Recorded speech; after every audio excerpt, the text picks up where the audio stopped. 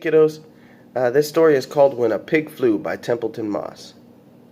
When people say when pigs fly, what they really mean is never, because as we all know, pigs cannot fly.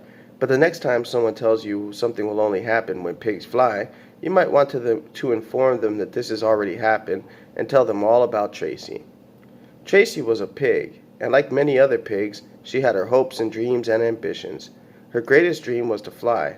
All her life she had watched the birds flying overhead and wondered what it must be like. She even tried flying herself. She climbed up onto a bale of hay and jumped, but that didn't work. She tried running and jumping into the wind, but that didn't work.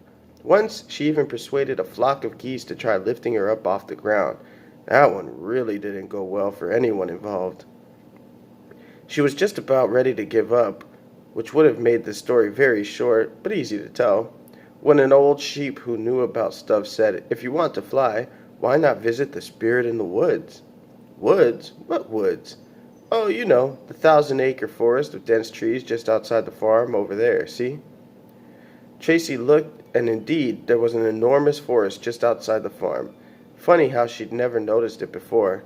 Anyway, she went into the forest and soon met the spirit of the woods, who was, in actual fact, a monkey. "Why do you seek the spirit of the woods?" "Spirit," said Tracy. "But you're a monkey." "I'm a monkey spirit." "Oh, I see. Well, Mr. Spirit, I'm here because I want to fly." "Fly?" said the spirit. "Well, that is a rare gift." "Gift?" "Yes, every animal when it's born is given a few gifts. Some are given great speed or agility, some are given keen senses, some are given long, prehensile nasal appendages which can be used for picking up grass or sucking up water, or, anyway, no two animals get the same gifts. But I think it's pretty even." "Even? Are you kidding? Birds get to fly all over the world and feel the wind in their face. All I ever do is dig in the dirt, roll around in the mud, snuff out the occasional truffle. That's not even. That's not fair."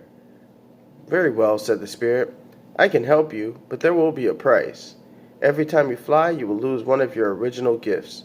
As far as Tracy could tell, she hadn't been given any decent gifts, so she agreed. "I suggest you wait until after dark to fly in case the humans get suspicious."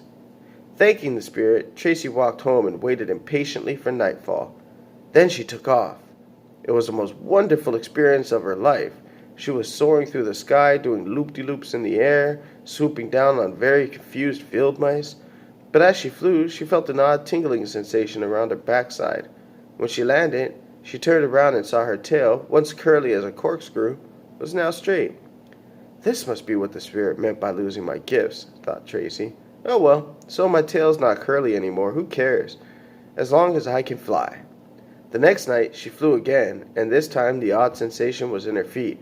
She landed with some difficulty, to find that she no longer had the little hooves, or trotters as they are sometimes called, that she was used to. Her feet were now small and flat, sort of like paws. Again she thought nothing of this, until she found how difficult it was for her to walk on feet she wasn't used to.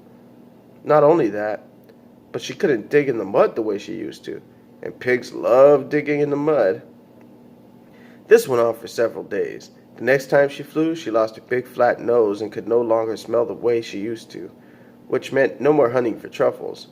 The next time she flew, her soft, pink skin was replaced with thick, coarse fur, which made it very uncomfortable to roll around in the mud.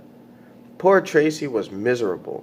Sure, she could fly, but she wasn't even a pig anymore. She didn't know what she was. Neither, as it turned out, did the humans whose farm she lived on. They thought she was some kind of wild beast who had come in from the forest, and they chased her away. She ran back into the woods to find the spirit and beg him to change her back. It was after dark by the time she finally found the spirit again, who was actually playing cards with another monkey. "My spirit!" cried Tracy. "Thank goodness you're here." "Oh, hi," she said, noticing the other monkey. "Are you a monkey spirit too?" "No, I'm a normal monkey." "Never mind," said the spirit. "I take it you've learned your lesson." Tracy nodded, a tear in her eye and shame in her heart. "Oh, don't feel so bad," said the kindly spirit. "Everyone wonders what it would be like to be someone else. That's perfectly normal and nothing to be ashamed of. What's important is that you don't lose sight of what makes you special, understand? Tracy nodded again and asked the spirit, pleased to make her the way she was again. Of course I will, Tracy. Fly on home one last time, and when you land, you'll be your old self again. Tracy was very grateful, and she took off into the sky. She soared higher than she ever had before, and as she flew, she felt herself changing, so that when she landed in her old farmyard again, she was just the way she always was. She never flew again. She never even tried. The minute her hooves had touched the ground, she had lost that gift forever. But she could still dig in the mud and look for truffles and snort and sniff and do all the things that pigs love to do, and she couldn't be happier. The end.